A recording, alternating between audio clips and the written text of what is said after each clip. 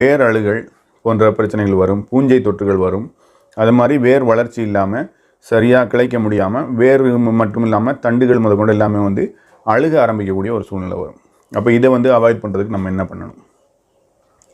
மிக மிக முக்கியமான விஷயம், நம்ம பட்லிங் பண்ணுறதால மண் லூஸ் ஆகிடுச்சு, அப்புறம் வந்து நம்ம பிளான்டிங் பண்ணிட்டோம். இதுக்கப்புறம் வந்து பார்த்திங்கன்னா முக்கியமாக நம்ம நட்டத்துலேருந்து ஒரு வார கால இடைவெளிக்குள்ளே வந்து நம்ம வேகமாக ஏக்கருக்கு 10 கிலோ சிங்க் சல்பேட் வந்து ஏக்கருக்கு ஒரு 10 கிலோ அளவு.